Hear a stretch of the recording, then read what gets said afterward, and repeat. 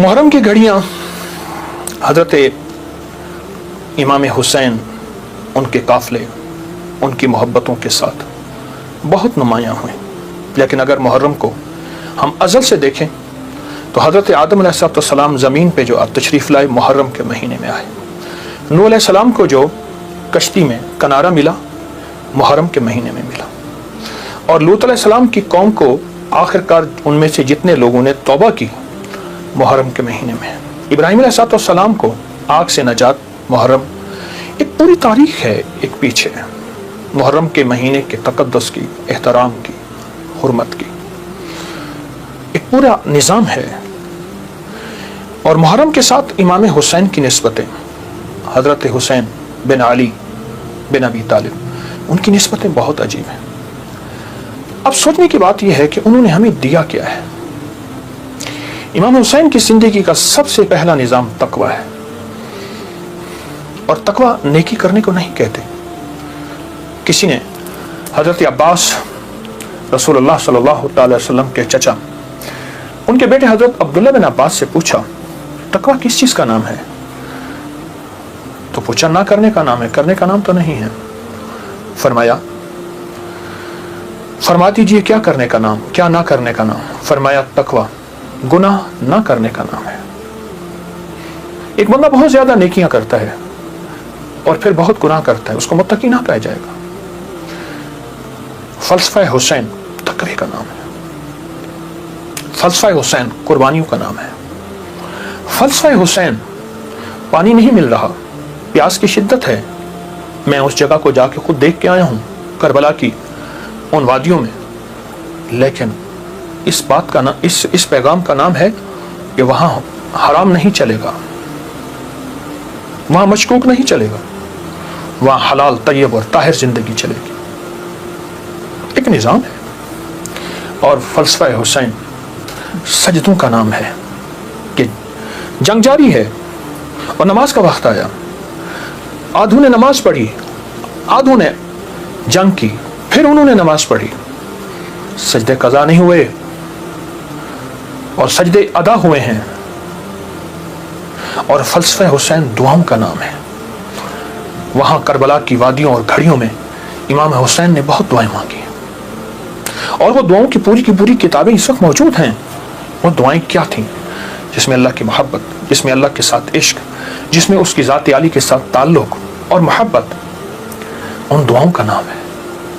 اور فلسفہ کربلا کا ایک پیغام دیتا ہے کہ خیال کرنا جب ایک طرف حق ہے اور ایک طرف نہ حق ہے، اور وہ حق حلال کی شکل میں آئے، طیب طاہر کی شکل میں آئے، حلال کی شکل میں، طیب طاہر کی شکل میں آئے، تو پھر حلال کبھی نہ چھوڑنا.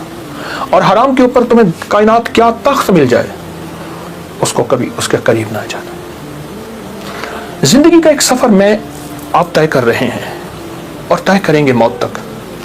وہ ہستیاں زندگی کا سفر طے کر گئیں لیکن انہیں ہم مردہ نہیں کہیں گے. اور اللہ کے عاشق ہمیشہ زندہ ہوتے ہیں اور عاشقوں کی زندگی ہی اصل زندگی ہے. اور وہ زندگی ہے ایسی زندگی ہے جس زندگی کے بعد موت نہیں ہے. ایک عجیب واقعہ علامہ جلال الدین سیوطی رحمۃ اللہ نے لکھا ہے. ایک شخص اپنی والدہ کے قبر پہ جاتا تھا اور قرآن پڑھتا تھا. تو خواب میں والدہ آئیں، کہنے لگی بیٹا تو آ کے نا کچھ دیر بیٹھ جایا کر، پھر قرآن پڑھا کر، اس سے پہلے قرآن نہ پڑھا کر. کیوں؟ جب تو آتا ہے قرآن کا نور تجھے گھیر لیتا ہے. بیٹا میں تجھے دیکھ نہیں سکتی، تیرے قرآن پڑھنے سے میری قبر نوری، نورانی، روحانی، اس میں روشنی، اس میں برکت. لیکن میں تجھے دیکھنا بھی چاہتی ہوں. ماں ہوں، ماں کی مامتا بیٹے کو دیکھ کے بھی کلیجہ ٹھنڈا کرتی ہے. یہ زندہ ہوتے ہیں، ان کو موت نہیں آتی. ان ہستیوں نے ہمیں ایک پیغام دیا، ان ہستیوں نے ہمیں ایک زندگی کا سبق دیا کہ کبھی بھی زندگی میں اگر یہ نظام آ جائے تو پھر حلال اور حرام کی پہچان کرنی ہے، پھر حق اور ناحق کی پہچان کرنی ہے. اور حلال اور حرام میں اگر کنبا جا رہا اور معصوم بچے جا رہے، اور پھر یہ نہیں دیکھنا کہ کون جا رہا، پھر دیکھنا یہ ہے کہ اللہ کی راہیں، سچی راہیں کون ہیں اور کہاں ہیں اور کیسے ہیں. امام حسین کی زندگی میں اور ان کا جتنا بھی قافلہ تھا ان کی زندگی میں کچھ وظائف بھی ملتے ہیں جو میں لوگوں کو بہت بتاتا ہوں اور اس سے بہت فائدہ ہوتا ہے اور اس سے بہت نفع ہوتا ہے.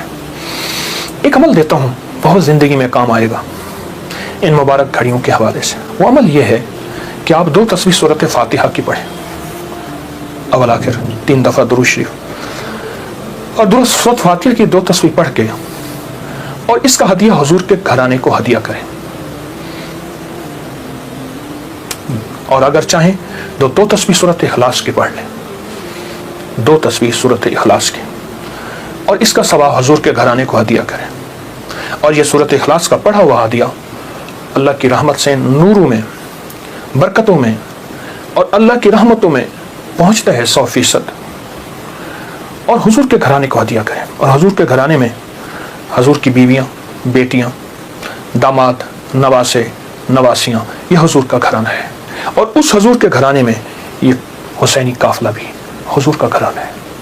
ان کو ہدیہ کریں حضور کے گھرانے کو اور جو مراد مانگے اللہ عطا کرتا ہے. اور یہ مسلسل عمل کرتے رہیں. آپ دن کے کسی وقت صبح شام 2 تسبیح سورۃ اخلاص پڑھ لیں. ہر دفعہ بسم اللہ الرحمن الرحیم 7 پڑھیں اور اول آخر درود پاک پڑھیں. اور پھر یہ تسبیح آپ ان کی خدمت میں ہدیہ کر دیں. آپ کا کوئی مسئلہ ہے آپ کی کوئی مشکل ہے آپ کی کوئی پریشانی اور ناممکن ہے اس مسئلے مشکل اور پریشانی میں یقیناً آپ کے لیے خیر کی برکتوں کی اور رحمتوں کی اور خوشیاں خوشحالوں کی راہیں کھلیں گی. بے اولاد ہیں